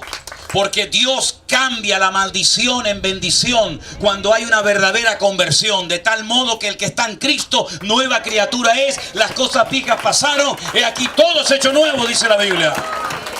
¿De dónde viene ese cuento de que un cristiano tiene maldiciones y que tiene que pedirle perdón al Señor por el pecado del abuelo, del tatarabuelo o sabe Dios de quién? Si el hijo no llevará el pecado del padre, ni el padre llevará el pecado del hijo, sino que usted te dará cuenta por su vida delante de Dios y por nadie más. Nunca olvidaré la experiencia que tuve un año en Santiago de Chile, cuando me invitaron a predicar en una iglesia muy grande. La primera vez en mi vida que estaba en esa iglesia, nunca más volví. No sé si dijeron, no vamos a invitar más a este. Y cuando voy a predicar, el pastor se me acerca al oído y me dice: pastor, antes de predicar le tengo que pedir un gran favor. Y le digo: fíjate, aún no he empezado y ya me está pidiendo cosas. Espérate que termine. Y le digo, ¿qué me quiere pedir usted? Y me dice, por favor, pida perdón a la iglesia. Digo, ¿yo qué hice? Dice, no, usted no. Pida perdón porque los españoles cuando estuvieron en Chile le robaron a los indios el oro, mataron a no sé quién, mataron a no sé cuánto, y entonces usted tiene que pedirle perdón a la congregación por lo que hicieron sus antepasados. Digo, bueno. Entonces me subí al púlpito y digo, hermano, antes de compartir la palabra de esta mañana, quiero pedirles perdón por lo que hicieron los señores que estuvieron aquí hace 500 años, que yo no tengo nada que ver con aquella gente. Oye, aquello fue increíble, muchachos. Empezó a levantarse gente de la congregación, venían, me daban abrazos llorando como magdalenas. ¡Ay, pastor! Hoy me he reconciliado con el Señor porque yo odiaba a los españoles, pero usted es un hombre de Dios y no sé qué. Digo, en todo caso, si usted odiaba y usted es cristiano, el que me tiene que pedir perdón es usted a mí, no yo a usted. Que yo a usted no le he hecho nada, pero usted me odia a mí. Porque todavía quedaban esas heridas abiertas. Y como cristiano no podemos servir al Señor con heridas abiertas. Si de algo ha servido, y lo digo para la gloria y la honra del Señor, esta iglesia virtual y estos programas y todo lo que se ha hecho y se ha enseñado, es para que la gente no viva con heridas abiertas de lo que le hicieron o de lo que no le hicieron, de lo que le dijeron o lo dejaron de hacer. Porque en Cristo Jesús somos nuevas criaturas y Él dice ahora que nos quiere dar vida y vida en abundancia, ir de gloria en gloria, de victoria en victoria y de bendición en bendición, en el nombre del Señor. No tenemos por qué sufrir cosas que nos hicieron en el pasado. Usted es responsable ahora de su vida delante del Señor. ¿Y qué tenemos que hacer ahora nosotros? ¿Vivir en orden? ¿Vivir en santidad? Como decía el apóstol Pablo, pidiendo oración. Pablo, sí, el gran apóstol, pidiendo oración para que la palabra de Dios corra y sea glorificada y para que miles y miles de personas conozcan al Señor. Gloria a Dios por el camino recorrido.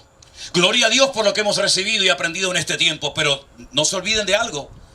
Quedan millones todavía de gente por alcanzar para Cristo.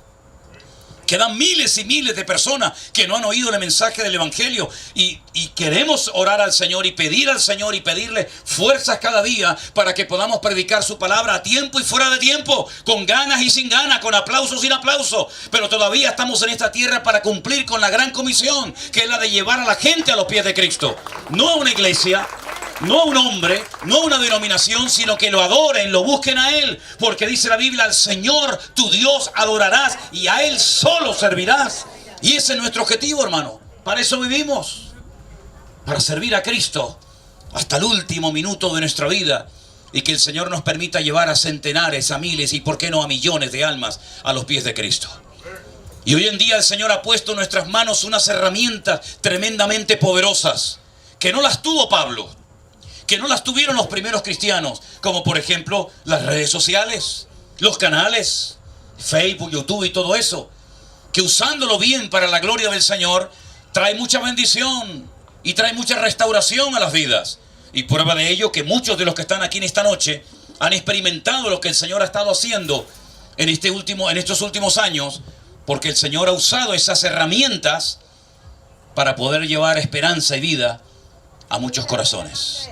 Y queridos hermanos, permítanme que les diga algo. El apóstol Pablo le dice, no solamente le dice a los hermanos de la iglesia de Tesalónica que oren por él, sino que le dicen que hagan caso a lo que él les ha mandado.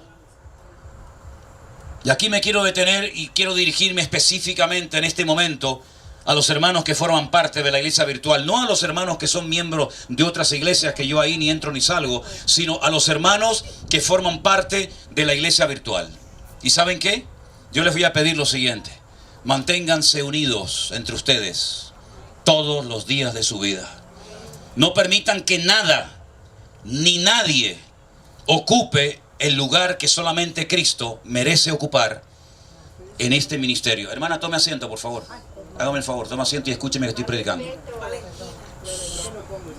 Hermanos queridos, si nosotros somos capaces de mantenernos unidos, le vamos a demostrar a muchos que dijeron que era imposible la convivencia en la iglesia virtual, de personas de un continente, personas de otro país, personas que vienen de un factor espiritual y otros de otro. Vamos a poder demostrarle, y de hecho lo estamos haciendo, que nosotros, si nos mantenemos unidos, nos respetamos y no informamos, sino que consultamos las cosas antes de hacerlas, Vamos a poder ser un ejemplo y un testimonio a muchas personas que no han tenido un punto sano de referencia a lo largo de su vida. Porque es tremendamente triste cuando me llaman, cuando me escriben, cuando hablan conmigo y me dicen: pastor, a mí me enseñaron esto y me dijeron esto otro. Y son auténticas barbaridades, auténticos disparates.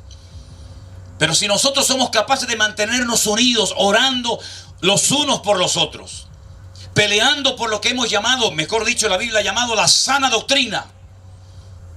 Y si somos también capaces de respetar a los hermanos que por amor están sirviendo y colaborando en este proyecto de la iglesia virtual, para que muchas personas conozcan el verdadero evangelio y puedan prepararse para servir al Señor, yo creo que el Señor tiene muchas sorpresas para nosotros en el camino. Porque la Biblia dice, y es un versículo que yo aprendí hace muchísimos años, pero nunca lo había vivido en carne propia como en estos últimos 2 años. Y el versículo seguramente ustedes lo conocen perfectamente, que dice que cosas que el ojo no vio, ni el oído oyó, ni han subido al corazón del hombre, son las que Dios tiene preparadas para los hombres y mujeres que le aman. No es una promesa genérica para todo el mundo. Hay promesas que son genéricas para todo el mundo. Ore o no ore, la promesa le va a venir a su vida. Pero hay otro tipo de promesas que son condicionales. Y esta en particular es una promesa que lleva una condición, un ingrediente que no podemos obviar. Y es que a los que aman a Dios, Dios ha preparado cosas que su ojo nunca ha visto, su oído nunca ha escuchado y jamás se le ha ocurrido en su imaginación imaginárselas o pensarlas. Y lo estamos viendo. Estamos viendo cómo la palabra se ha metido en miles de hogares sin pedir permiso.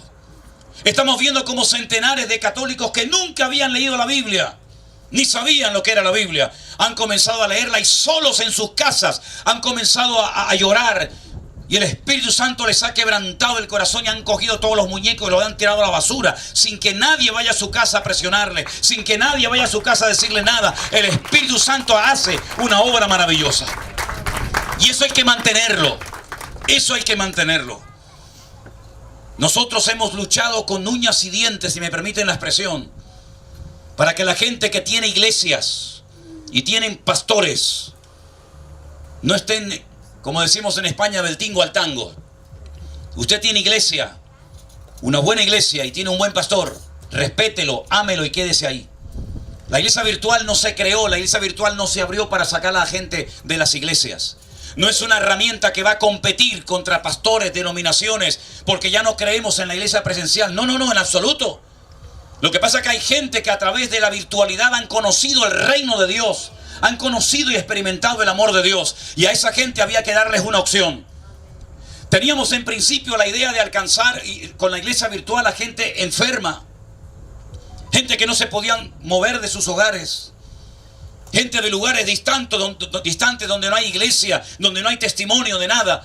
Pero después se fueron añadiendo otras personas, porque el Señor nos habló hace muchos años atrás de que llegaría un momento en nuestro ministerio y en nuestra vida, y lo estamos viendo, ¿verdad, Elena? Cada día, que este ministerio se llenaría de almas que fueron heridas y maltratadas en su momento, y de gente de todas las naciones se incorporarían a este ministerio para la honra y la gloria del Señor. Y estamos viendo como cada día se juntan gente de todas las naciones de la tierra, y con este idioma que tenemos en común estamos avergonzando a muchas mentiras y a muchas enseñanzas falsas que durante años se infiltraron en las iglesias, y la gente decía amén sin consultar, sin discernir, sin comprobar a la luz de las Sagradas Escrituras si realmente lo que se les enseñaba era verdaderamente así o era una manipulación, y había un engaño detrás de todo eso. Queridos hermanos, estamos viviendo en los tiempos finales, y la Escritura dice que los tiempos finales serán tiempos difíciles, tiempos peligrosos, tiempos de guerras y de rumores de guerras, tiempos en los que dijo el Señor en Mateo 24 y Lucas 21 que se levantarían falsos cristos. La palabra Cristo no es un nombre propio. La palabra Cristo es Mashiach, significa ungido, falsos ungidos, que con mucha palabrería y con muchas lisonjas predicarían lo que en el fondo la gente quiere oír. Pero la Biblia dice que se amontonarían maestros conforme a sus propias concupiscencias. Y por eso dice que prediquemos la palabra de Dios a tiempo y fuera de tiempo. El apóstol Pablo sabía perfectamente que los últimos tiempos serían tiempos muy complicados para la vida de los cristianos. Ustedes viven en un país donde tienen muchas posibilidades de muchas cosas. Yo veo aquí a la gente que tiene de todo y le sobra esto y le sobra lo otro, y trabajan y trabajan y trabajan, y parece que viven para trabajar en vez de trabajar para vivir, ¿no? Pero mis queridos hermanos, no se afanen ni por la comida ni por el vestido. Si no tiene un carro grande y de lujo que llame la atención, no pasa nada. Si no tiene una casa con 200 habitaciones y 30 baños, que yo siempre he preguntado para qué quieren tantos baños, ¿verdad? No se afanen por las cosas materiales. Nosotros hemos sido llamados para vivir con otro estilo de vida y con otra mentalidad. No permitan que el tío Sam les manipule y les controle la vida. Buscad primeramente el reino de Dios y su justicia, y todas las demás cosas vendrán por añadidura. Lo último que a usted le tiene que preocupar es el dinero. Lo último que a usted le tiene que preocupar es lo material. Usted lo que tiene que ocuparse es poner a Dios en primer lugar en su vida. Porque como le dijo el Señor a una de las iglesias del Apocalipsis, concretamente a la iglesia de Éfeso: habéis trabajado, habéis sufrido, habéis probado a los que se dicen ser apóstoles y los habéis hallado mentirosos, pero tengo contra ti que has dejado tu primer amor. Hay muchos cristianos que se enredan en los negocios de esta vida y se olvidan que en este mundo estamos de paso, que en este mundo no estamos para engordar la panza ni para vivir como reyes, sino que en este mundo estamos para servir al Señor. Y ustedes han tenido el privilegio, algunos de ustedes, de poder salir de sus naciones, poder salir de sus países para venir a esta nación, donde tienen trabajo y donde tienen un presente y todo lo que ustedes quieran.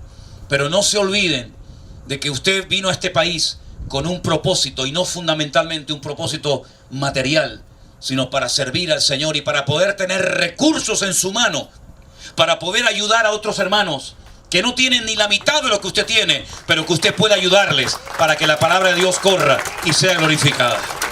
Ese es el objetivo fundamental. Y perdónenme que les cuente y les diga yo estas cosas. Algo que también yo quisiera compartir fundamentalmente a los hermanos de la iglesia virtual es lo siguiente. Hermanos queridos, esto no es un juguete, esto es algo muy serio. Si de algo está sirviendo la iglesia virtual, que es mucho más que pararse delante de una televisión o de una computadora para ver un culto, es mucho más que eso, y ustedes lo saben perfectamente, es porque aquí se está para servir. Aquí la iglesia virtual se enseña a la gente a servir y no a ser servidos. Si alguien tiene planes personales, si alguien tiene su propia agenda, si alguien tiene una inclinación al afán de protagonismo, querido, querida, te has equivocado de sitio. Aquí no estamos para presumir de los dones que tenemos. Aquí no estamos para decir, bueno, me aprovecho de este hermano, me aprovecho de este ministerio, me aprovecho de todo esto y por mi cuenta, como caballo desbocado, yo tengo mis planes particulares, yo me voy a abrir mi iglesita, mi iglesia, mi culto, mi no sé qué. Aquí no estamos para dar lugar a la carne, ni damos lugar a propósitos y metas particulares, sino aquí estamos para trabajar como una piña, para trabajar como un equipo. Por eso yo siempre he enseñado, y no me cansaré de repetirlo, las cosas en el reino de Dios no se informan, se consultan y se oran previamente al Señor. Y a veces el Señor dice, espérate, o no. O el Señor dice a veces no, y a veces el Señor dice sí, y a veces la respuesta de Dios no es ni un sí ni un no, sino un simple silencio. Que usted tiene que discernir y saber moverse bajo el silencio de Dios, que es muy interesante. Y permítame decirles que en la Biblia ocurrió una auténtica tragedia nacional, porque no se consultó con el Señor, una decisión que se tomó precipitadamente. Y le voy a contar cuál es. Cuando el pueblo de Israel salió de Egipto y iba rumbo a la tierra prometida, aparecieron un día unos personajes que la Biblia los llama los gabaonitas, que fingieron que venían de lejanas tierras. Y dice la Biblia que venían con ropas como harapos, viejas, rotas, sucias, y con panes como moho de mucho tiempo, para decirle al pueblo de Israel que ellos venían de muy lejos, que no tenían que preocuparse, y que ellos querían hacer la paz y querían llevarse bien con el pueblo de Israel. Y dice la Biblia que hicieron un pacto con ellos de no agresión. Y a la mañana siguiente se dieron cuenta de que eran enemigos que vivían muy cerca de ellos. Y el enemigo se les metió dentro. Y dice el texto en el libro de Josué, porque no consultaron a Jehová. Porque no consultaron previamente al Señor.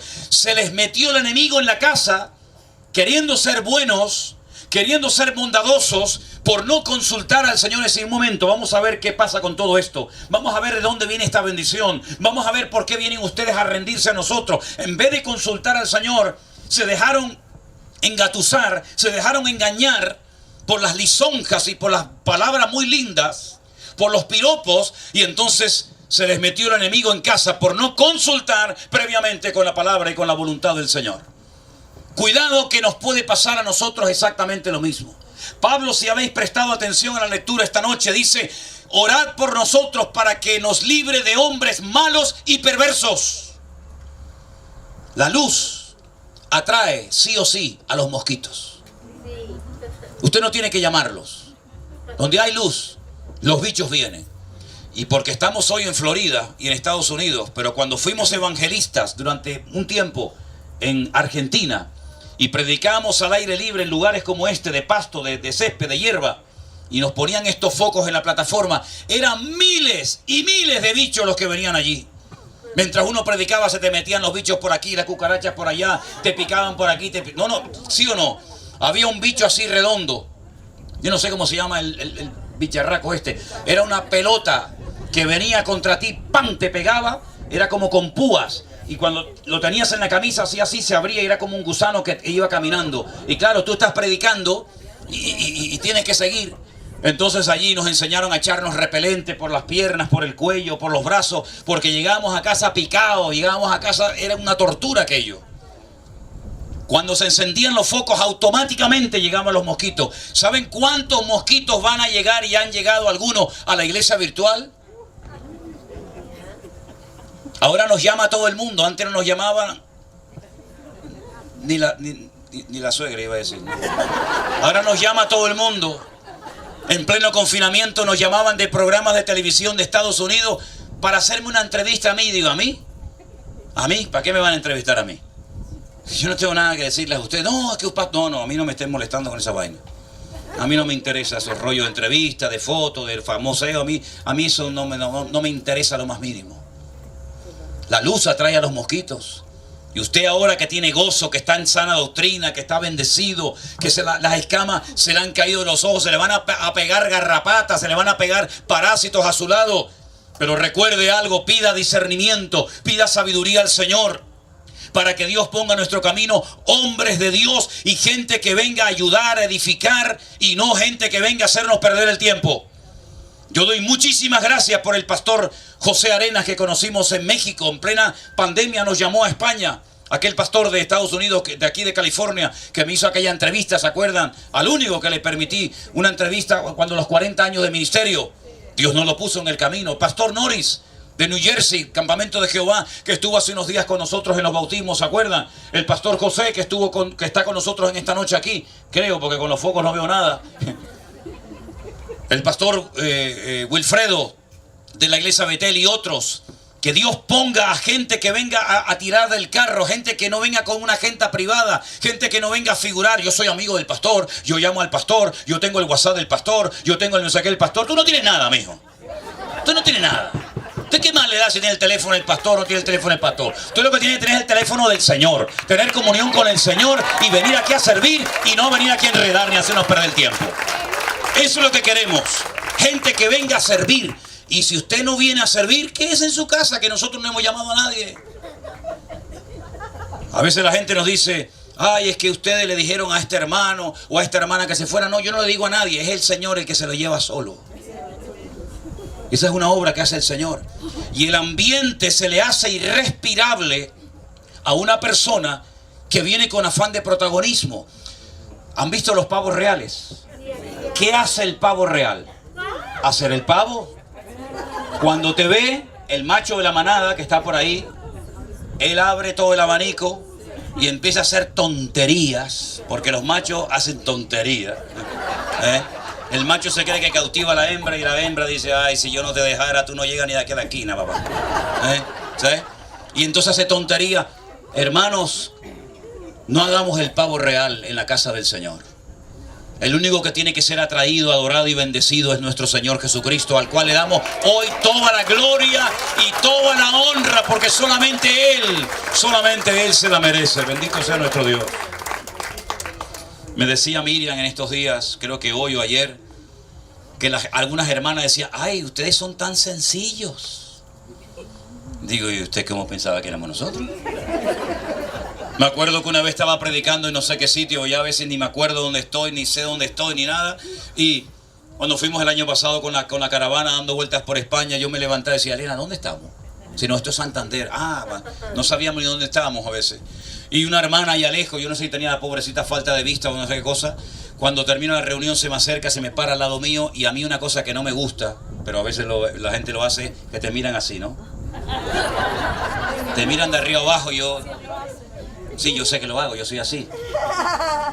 Yo lo hago. Ella dice, papá, tú tienes una manía tan fea de mirar a la gente de arriba abajo. Digo, es que yo no me quiero perder detalle, yo quiero escanear a la persona, ¿no?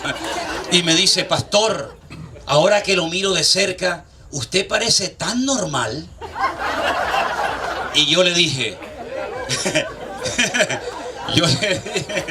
yo le dije, hermana, ¿usted pensaba que yo era mongólico o algo? ¿Cómo que me ve normal? ¿Yo soy normal? Dice, no, es que no sé, lo veo tan accesible. Digo, pero es que nosotros hemos sido toda la vida así. Y eso es lo que le transmitimos a nuestra gente.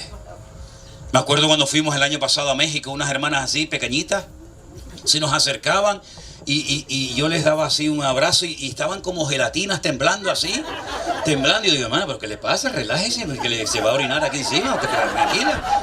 Y me dice, ay, pastor, es que yo sabía que íbamos a poder verlo, pero nunca nos imaginábamos que íbamos a poder tocarlo. Y yo le digo, pues toque, aproveche ahora. Eso lo queremos transmitir a la gente. Nosotros queremos enseñar a la gente sencillez. Yo huelo a oveja, yo no huelo a reverendo. ¿Se da cuenta? En el congreso que tuvimos en Toledo se nos acercó una hermana, no sé si está esta noche por aquí, y dice, yo quiero dar testimonio, darle gracias al Señor por el doctor Sierra. Digo, para el carro. Doctor nada, ni enfermero, no llamamos ni enfermero llegamos. Mantengamos eso entre nosotros, hermano. Eso es muy lindo, ¿sabe? La sencillez, ser accesible. Si somos capaces de orar cada día los unos por los otros, de mantener el amor, el respeto, el apoyo, con actitud de servicio, dispuestos a ayudar siempre al otro, primero, no vas a tener tiempo para desanimarte. ¿Sabes el secreto para no desanimarte? No estar pensando siempre en ti, sino siempre en los demás. No vas a tener tiempo ni para pecar, porque para pecar hay que tener mucho tiempo libre. Y si estás ocupado en las cosas del Señor, ni para pecar vas a tener tiempo. Tú piensas siempre en cómo ayudar, cómo bendecir, cómo poner buena cara. Y no fingir, no estamos haciendo una pantomima. Estamos expresando lo que el Señor quiere que expresemos. Que estamos aquí para ayudarnos y bendecirnos los unos a los otros. Hermanos queridos, nosotros les amamos en el amor del Señor. Hoy el Señor nos permite poner cara a esos numeritos que a veces uno ve. 300, 400, 1000 o lo que sea. Yo veo números, ustedes veían nuestras caras. Yo hoy no veo números, hoy veo vuestros rostros y veo en vosotros la gloria del Señor. Dale ese fuerte aplauso al Señor. Dios les bendiga. Una bendición tremenda el haber podido estar con ustedes. Que Dios les guarde. Oren por nosotros. Como les dije hace un instante, mañana salimos para México. Vamos a estar allí. Elena lleva muy mal el tema del calor, ¿no? Así que el Señor nos ayude con el tema del calor y todo esto. Solamente dos cositas y termino. Miren, de vez en cuando nos enteramos por ustedes, porque yo no estoy con eso, pero de vez en cuando nos enteramos que hay por ahí gente que utilizando mi nombre, los cultos, el logotipo de la iglesia, el nombre de la iglesia, pues abren un canal en YouTube, en Facebook, ahora dice que en Instagram. Y la última que nos enteramos a través de ustedes es que hay un señor, que yo no sé quién es ni me interesa, pero hay un señor por ahí que dice que yo estoy construyendo un edificio, un templo, una iglesia, y que le manden ofrenda. Si yo no le he pedido dinero en mi vida a nadie, ¿sabe? Así que si ven eso por ahí, yo no soy. Denuncien esas cosas. Porque es una lástima que a veces hay almas ingenuas que creyendo que somos nosotros, mandan ahí una ofrenda. Usted puede mandar ofrenda donde quiera, a ver si me entiende. Pero no me gusta que utilicen mi nombre, desacreditando el ministerio, haciéndole creer a la gente lo que no es. Entonces, si ven por ahí alguien que pide dinero y tal, yo no tengo página de Facebook personal. Lo digo porque, pero yo no tengo una página de Facebook personal. Yo no tengo un canal de YouTube personal. Yo sé que hay ministerios que es fulanito de tal.com o .org. Yo no tengo mi nombre en las redes. Lo tengo en el canal de la iglesia. Cuando yo me muero, me vaya con el Señor, la obra sigue, la obra no es mía, ¿verdad? Por lo tanto, ojo a esas cosas. El 47%, según el informe que nos da de vez en cuando el canal de YouTube, el 47% es una cifra tremenda de personas que ven los cultos, los devocionales, el pastor online, lo ven, pero no están suscritos al canal. Entonces me escribe muchas veces la gente, y mi hija Priscila, que está en España, y otros hermanos, me dice: hermano, mándenos el link para ver el culto, mándenos eso se llama el link, ¿no? El link para ver el devocional. Hermano, lo que tiene que hacer usted si quiere recibir una notificación es suscribirse, darle ahí, me parece que es a la campanita, y ya está, no tiene que hacer nada más. Pero nosotros no mandamos el link ni mandamos el culto a nadie, sino que cada uno lo recibe en su casa. Claro, ¿qué ocurre? Ahora mismo en Tenerife son 5 horas más para adelante. Entonces, claro, yo no le puedo decir, es a tal hora el devocional, porque yo hago en Tenerife el devocional para mí a las 9 de la mañana. Pero hay hermanos que se levantan a la 1 de la mañana, a las 3 de la madrugada. Entonces, lo mejor es que usted se suscriba. Otra cosa más, y ya es lo último. Me han hablado, me han preguntado mucho en estos días por los viajes que llevamos organizando hace muchos años a Israel. Este año, después de 2 largos años sin poder viajar a Israel, pudimos viajar con 2 grupos. Fue un tiempo precioso, en el mes de febrero. Vamos a volver con 3 grupos, la primera semana de octubre, la última semana de octubre y la primera semana de noviembre de este año. Pero ya están completos, esos grupos ya están completos. Tenemos más de 900 y pico personas anotadas para viajar con nosotros. El siguiente viaje donde hay posibilidad de viajar sería ya para el mes de febrero del año que viene. Entonces lo que tienen que hacer ustedes es pedir información de las fechas y anotarse en el caso de que quieran ir. Yo sé que ha habido hermanos en estos días que me han dicho: nos vemos en octubre, nos vemos en noviembre, porque sé que hay hermanos que van a ir. Pero para este año ya no vamos a hacer más viajes, nos quedan 3 más, ya hemos hecho 2, serían 5 y están completos. Lo digo para que sepan. ¿Y cuánto vale? ¿Y cuánto es? Mire, yo es que no, yo soy el guía, yo los llevo, les enseño, pero todo eso gira en torno al cambio del dólar, gira a cuánto vale el billete, gira en torno a si usted va directo a Tel Aviv o tiene que hacer escala en otro país. Entonces todo eso yo no lo organizo, sino tengo hermanos, ¿verdad?, que me ayudan en esa organización, porque es muchísimo trabajo. Pero les animo de todo corazón a todos los que puedan en algún momento de su vida hacer este viaje, para que ustedes allí vean con sus propios ojos la Biblia. Aquí la leemos, allí en Israel la vemos. Y les animo a que todos los que puedan en algún momento de su vida hagan un esfuerzo para poder conocer ese lugar donde caminó nuestro Señor Jesucristo, donde predicaron los profetas,